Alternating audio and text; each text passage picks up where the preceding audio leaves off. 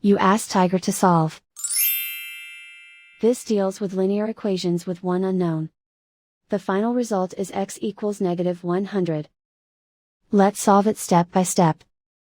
Isolate the x. Multiply both sides by inverse fraction 5 over -2.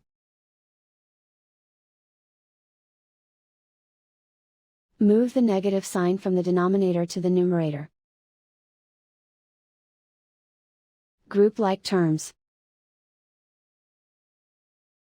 Multiply the coefficients. Simplify the arithmetic.